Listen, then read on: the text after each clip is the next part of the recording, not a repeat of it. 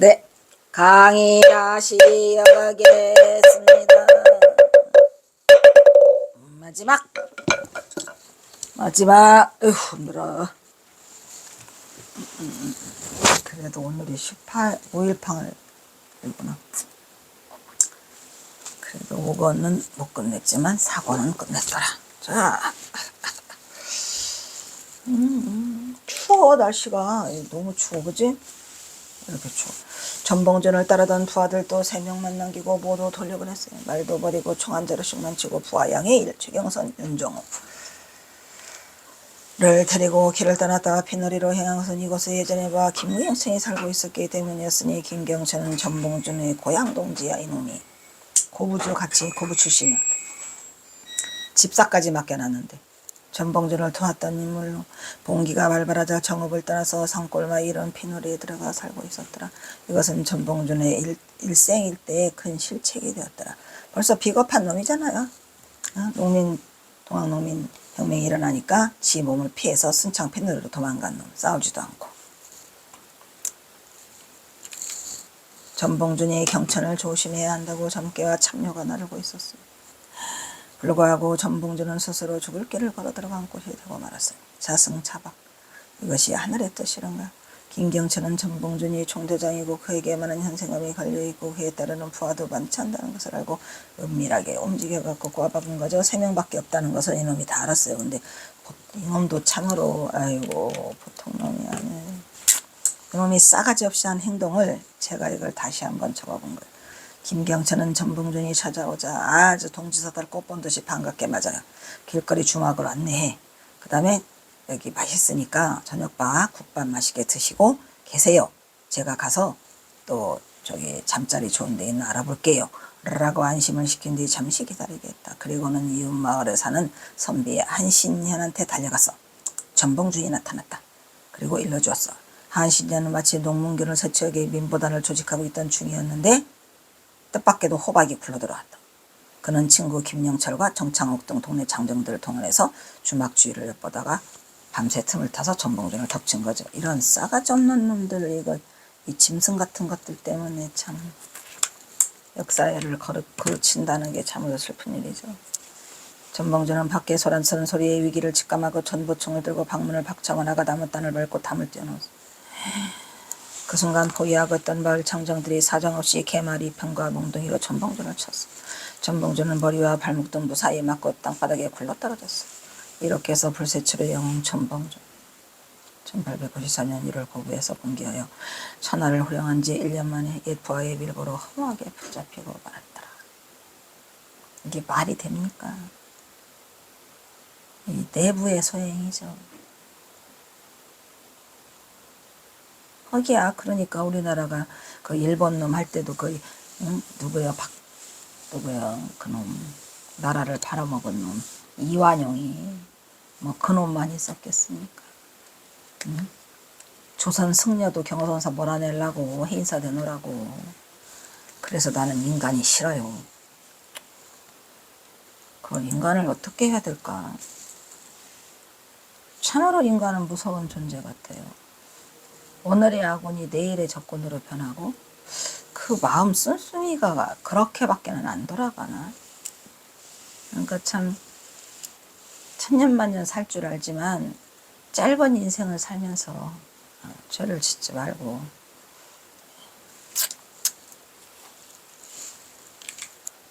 12월 2일 밤이었다. 현상금의 눈이 먼 자들이 전봉준을 초조공을 만들어면 두드러 패가지고 공회당에다 가뒀어요. 그럴 때 또 의리 있는 사람이 좀 풀어주면 좋은데 순창 관아에 알리자 당장 관아에서 압송하려고 달라들었다. 그러나 어느 틈에 일본군 소자 미나미 쇼시로가 정부를 입사하여 병조를 이끌고 피놀이에 나타나갖고 전봉준의 신병을 인도해 가버렸어요. 그래서 일본 공사관으로 가서 전봉준은 꼼짝없이 잡혔죠. 이렇게 전봉준과 보야 3명은 일본군 19대대가 주둔하고 있는 담양으로 끌려갔다가 나주의 일본 순사청 감옥에 갇혀버렸다.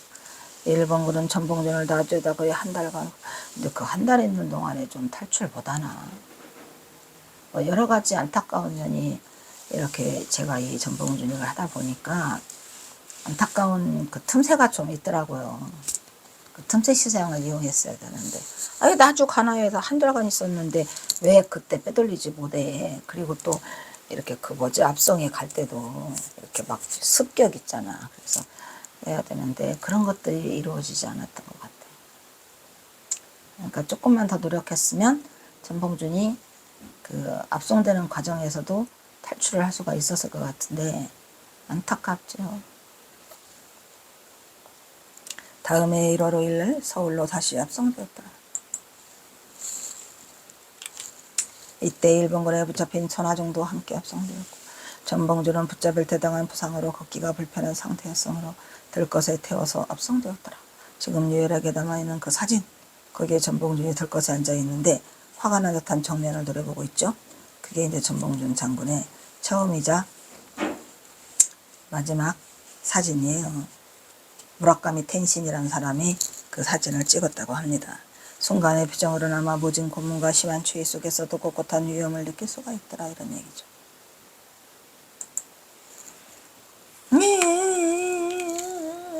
오네. 이 사진은 일본 사진작가인 무라카미 텐신. 이 무라카미 텐신의 그 아들이 경호선사 사진을 찍어서 그거를 가지고 있다가 여기 서울에서 이제 그 말하자면 현지처의 아들인가 봐요. 그래서 그 가세가 기울어서 저 사진을 팔으려고 일본에서 필름이랑 같이 팔으려고 했답니다. 근데 못 샀대요. 소나무 작가가. 김종호라고. 내가 사보고자 했는데 안 판대 나한테는. 1895년 2월 27일 서울의 일본 영사관에서 법무화문으로 이송되기 직전 촬영했다. 이 사진은 무라카미가 우치다가 일본 영사의 사전허가를 무라카미 텐신이 우치다라는 일본 영사의 사전허가를 얻어가지고 일본 사진작가가 촬영한 거예요. 무라카미 텐신이라는 사진작가가. 전봉준의 유일한 사진이다. 전봉준이 서울로 압송되었다는 소문이 퍼지자 피놀이 마을 농민들이 몰려나와 통곡하며 압송되어가는 영웅을 전송하였습니다. 전송하면 뭐디요? 그 가마를 뒤집어 엎어가지고 전봉준이 탈출하게끔 만들어야지. 에이. 전봉준을 생포한 한신현 놈은 금천 군수가 되었고 피놀이 마을에는 돈 1000냥이 내려졌고 일고자 김경재는 세상의 눈총과 보복이 두려워서 마을을 떠나 숨어 살다가 길거리에서 돌팔매질을 당해서 죽었더라. 그 후 피놀이 마을들은 민족의 응전정진을 고발한 오명에 그 죄의 이름을 바뀌어야 했더라, 이런 말이야. 피놀이가 지금 상금 타게 될 일이야? 마을 이름을 바꿔야지 다. 이름도 바꾸고. 지금 이게 좋아할 일이냐? 그래서 나는 피놀이 그냥 순창고추장 먹고 싶지도 않아. 순창고추장 싫어해. 에이. 서울로 압송된 전봉준은 진곡의 지금의 명동 충무로 일대에 있는 일본 영사관 순사청에 갇혔다. 1895년 2월 9일부터 공식적인 신문이 시작되었다. 일본이 주도했지만 형식상으로는 대한제국 법무 대신 서광범이 최종 서명하고 이재정, 장백, 김기조, 오용옥이 재판에 참여하였더라. 에이후. 다 그렇고 그런 놈들이죠, 뭘.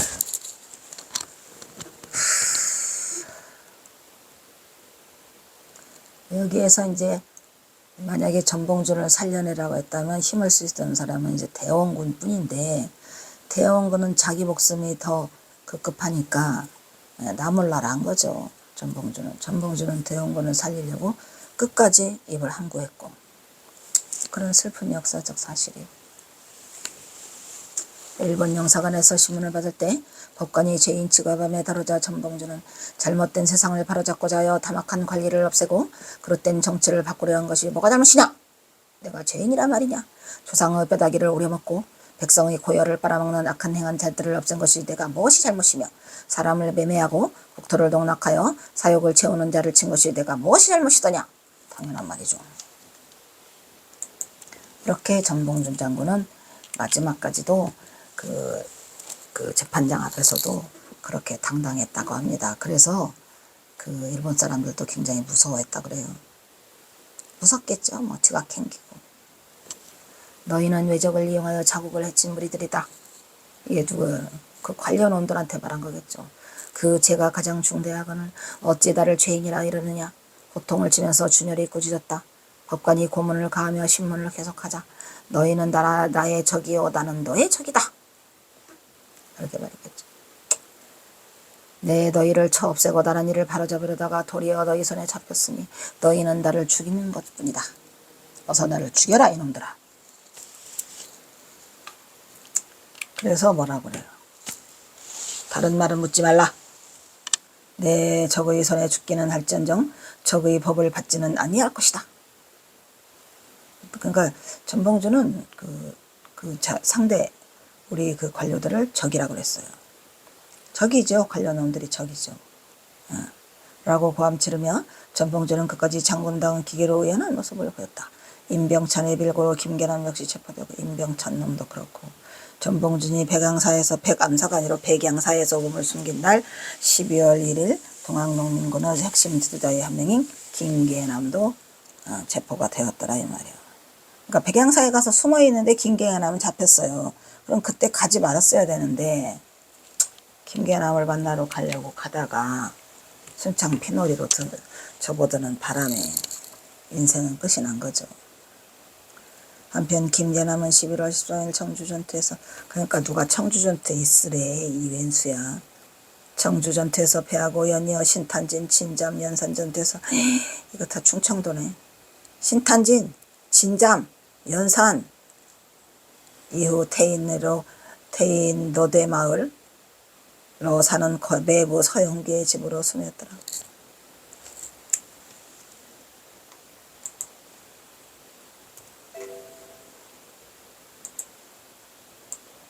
옛날에는 그렇게 한자를 써가지고 했어요. 노대라고 하는 게 말은 노대고 노대는 세대 네대 어? 네대 되로 되승자니까 그래서 되승자니까 네대 노대마을 같은. 그러나 이를 안 연마을의 종송리 연마을 놈이 또 가서 찍어박은 거예요. 종송리에 사는 임병찬이가 김종섭을 시켜서 김계남에게 종송리에 있는 송두영의 집을 소개했다. 또 송씨잖아 또. 김계남은 자신 때문에 외부의 가족까지 위험해지자.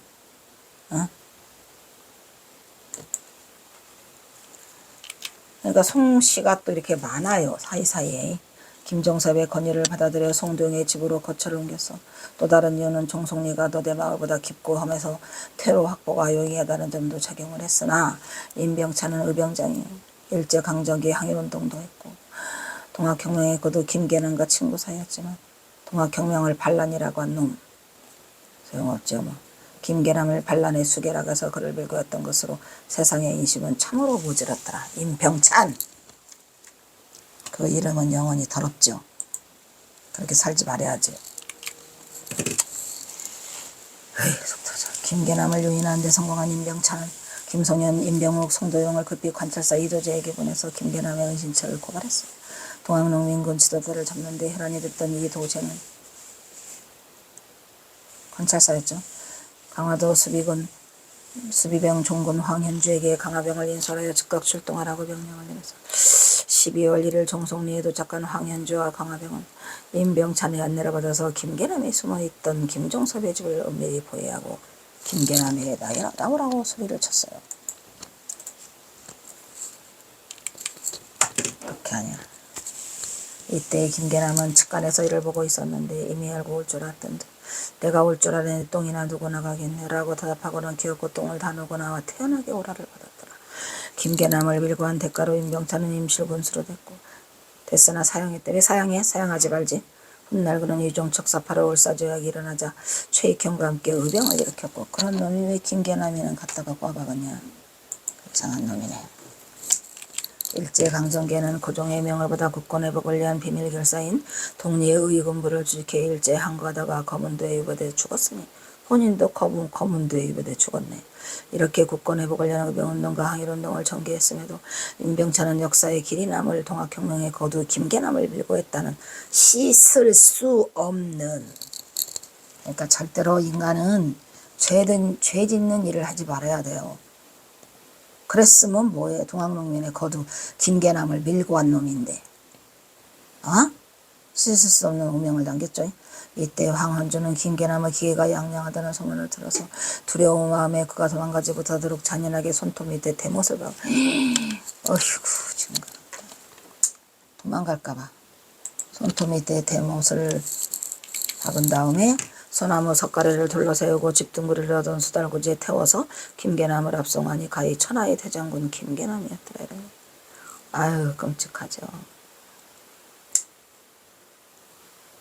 이러한 김계남의 처절한 모습을 보면, 그러니까 왜 전봉준하고 같이 가세해서 하지. 그거 남원에서 남아가지고 고집을 피우고 통곡하면서 수많은 동학농민군을 이끌었던 김계남을 위해 다음과 같이 노래를 부르며 배웅했더라.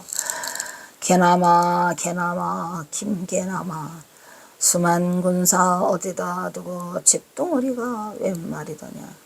소나무 석가리를 둘러서 때때때에 도망갈까봐 집둥어리로. 속 터지네 이것도.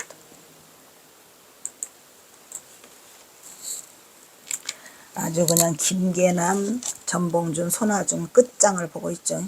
전봉준이 비놀이를 찾은 이유는 고부 출신으로 자신이 고부적절을 때 접사에 물었던 김경찬을 그 누구보다도 믿었기 때문이죠. 전봉준은 몸을 술게하는 사이에서 김경찬을 믿음. 이게 잘못된 거예요. 담양으로 향하다가 그냥 담양으로 가시집 얻으려고 비놀이를 들려 스스로 들어갔죠. 이렇게 세상 일은 참으로 허망한 것이었어요. 경찰을 조심하라. 형선사가 그렇게 일렀는데 그러한 말을 까맣게 어떻게 경찰을 조심하라 했는데 김경찬을 몰랐을까. 제 발로 굴러 들어갔으니 이 썩을 놈이 이렇게 작전을 세우잖아요. 전봉준과 그 일행이 갔잖아요. 김덕명하고 3명이 같이 갔잖아. 그랬더니 여기가 우리 집이 너무 좁으니까 가자, 주막으로 가자 이래가지고 지네 집으로 들어왔는데 주막으로 옮기는 거예요. 그래놓고 포위하는 거죠. 전봉준이라는 게 따뜻한 국밥도 사주고 안심을 시킨 다음에 잠깐 쉬세요. 내가 먹을 것 좀 더 구해 올게요. 도둑놈.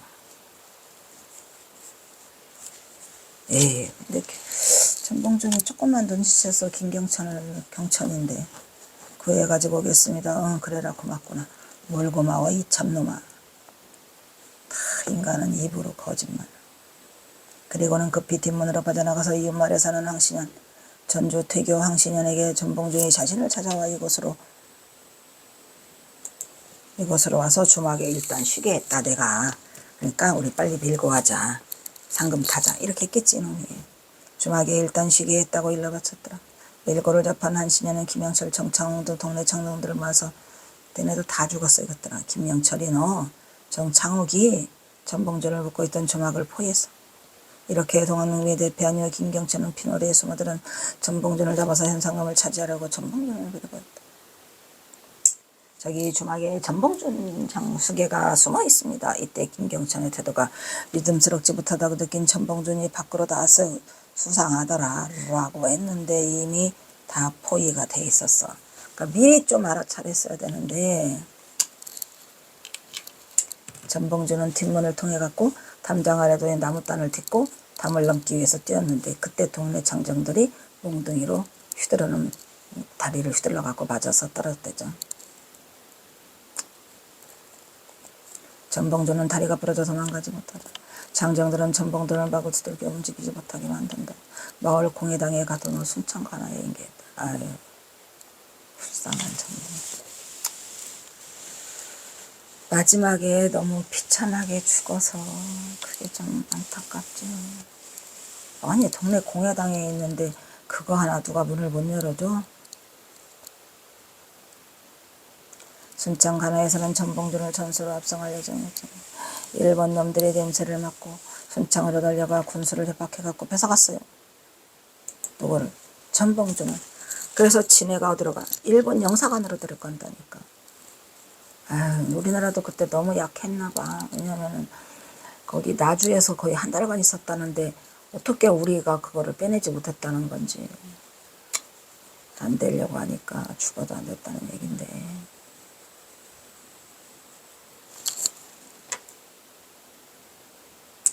당시 순창관아에서의 신령이 과정에서 일본군은 총을 쏘아 전봉준의 신부 윤정호를 사살했어요. 그러니까 여기서 실랑이가 좀 일어났었죠. 빼돌리려고. 윤정호 죽고 김덕명이는 살았구나. 그것도 3명 있었잖아요. 이렇게 총을 앞세운 전봉준을 차지한 비나미는 12월 7일 전봉준을 담양에서는 뭔지를 했냐. 자신들을 주둔지인 나주까지 데려갔고 전봉준을 재판공으로 한 시녀는 상금 1000냥 금천군 쏘냐 좋겠다 이놈아. 황해도 금천 가서 뭐 달래 이놈아. 황해도 금천이 얼마나 먼 곳인데 거기 가서 죽었겠지 뭘. 아마 돌팔매지 맞아서 죽었을 거야. 김영철은 300년, 정창욱 200년, 5년 2,000년. 이 밖에 전봉준을 재판대 동원된 마을쯤에 나온 명 각각 100냥씩 받았는데 그것들도 나중에 그 멍해를 뒤집어 써가지고 나중에 돌팔매질 당해서 이름을 다 바꿨다고 하잖아요. 변성명. 그러니까 나쁜 놈들.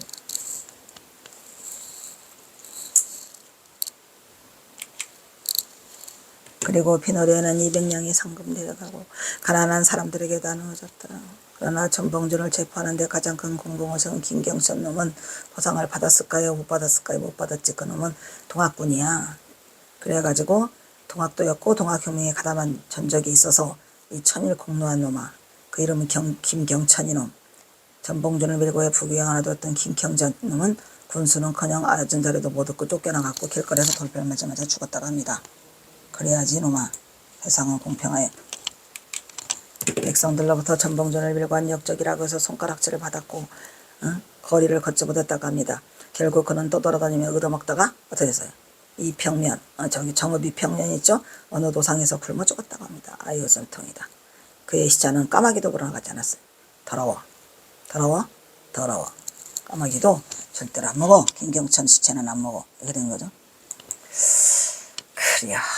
그래서 또 140장 11월 11일 날 통곡의 날 훗날을 기억합니다. 요 앞이야기인데 지금 11월 11일 날 해산명령이 내려졌죠. 그 얘기를 하고 있는 거죠. 주력부대는 10월 23일에 공주에 도착하여 10월 말에 1차 전투, 11월 초에 2차 전투를 벌였지만 결과는 농민군의 대패, 관군, 일본군, 민보군의 연합세력이 이것들이 아까 민보군 대장 누구였죠? 그럼 한신현. 동학농민군 처벌하려고 민보군을 그러니까 백성들이 스스로 만들어진 민보군이란 말이에요. 민보군, 일본군, 관군 잘한다 이놈들아.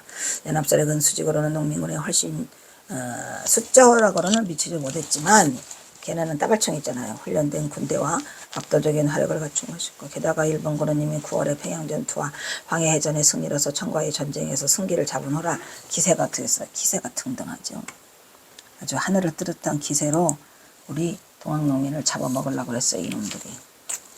농민군 진압에 집중돼서 있었고 가보개혁 정권의 군대도 통제할 수가 있었고 이 때문에 전봉준은 후방부대에 원군을 요청했지만 지원을 받을 수가 없었고 그러한 상황에서 공주 후방부대 누구?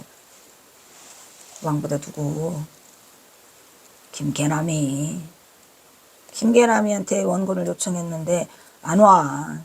따로 국밥으로 본다고 저는 남원에서 어디를 거쳐가지고 신탄진을 거쳐서 서울로 간다나 어쩐다나 결국 죽었죠. 그러한 상황에서 공주금지 전투에서 대제적인 홍세를 벌였지만 결국 1853년 결국 11월 11일 일본군의 압도적인 화력에 괴멸되었어요. 괴멸되고 말았어요. 이미 임금인 고종까지도 동학도들을 왜곡했어요. 에? 모두를 토벌하지 않고서는 악을 징계할 수 없다. 언제는 도와준다며. 전주 화약할 때는 도와준다 놓고 모성토하며 단호하게. 이건 왜 그러냐면 동학도들이 대원군과 손을 잡았다는 것을 알고는 이제 동학을 원수로 생각을 하게 된 거죠.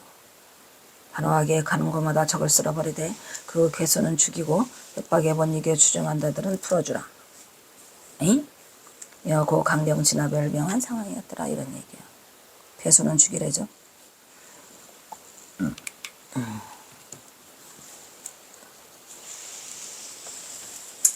동학농민군을 서전에서 참패시킨 일본군과 정부군은 공주로 진격하여 전자는 우금치에 후자는 이인갑 효포에 진을 쳤더라. 논산에서 공주로 진격하던 전봉준의 동학농민군 주력부대는 노성읍에서 공주의 경천점까지 이르는 경천 나오죠. 따네. 공주도 경천이 있다니까요.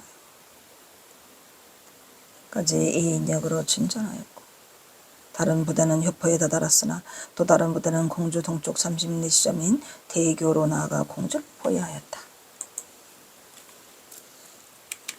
1894년 음력 11월 공주 남쪽의 우금치에서 아주 남쪽이라고 한 건 뭐냐면 공주에서 우금치를 넘어야 북쪽으로 가니까 공주 가명을 차지해야 되고 공산성을 차지해야 되고 우금치에서 관금이 일본과 격전을 벌였습니다.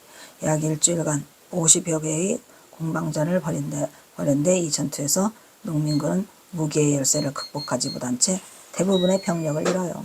500명의 생존자가 전주 남쪽의 금고 원평으로 후퇴해서 싸웠는데 거기서도 대패. 농민군은 무더미 고개와 이인 쪽에서 맞서 관군을 밀어붙이고 조일연합군은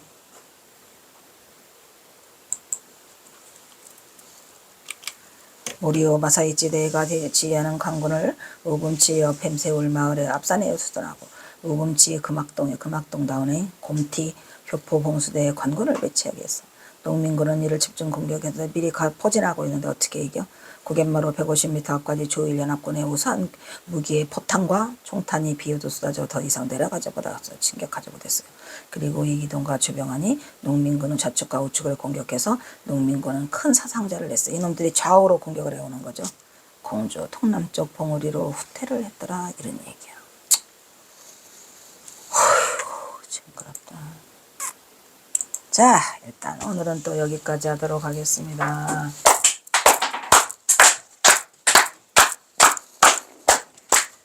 오늘 또 슬픈 이야기로 끝을 내네. 자 다음은 사홍선이 있겠습니다.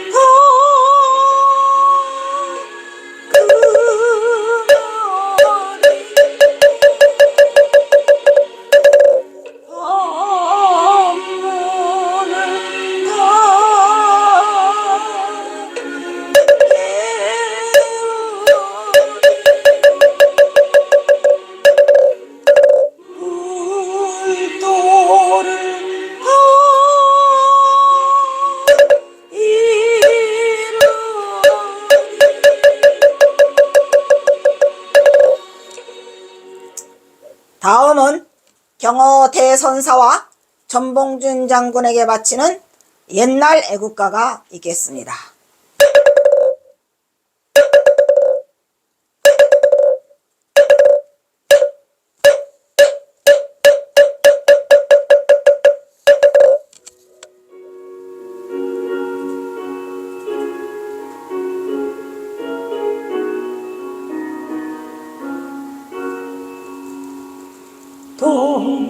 동해물과 백두산이 마르고 닳도록 하나님이 보호하사 우리나라 만세. 무궁화 삼천리 항소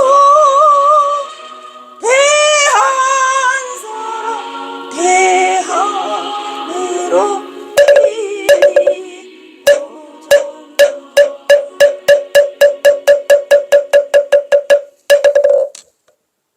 다음은 산회가가 있겠습니다.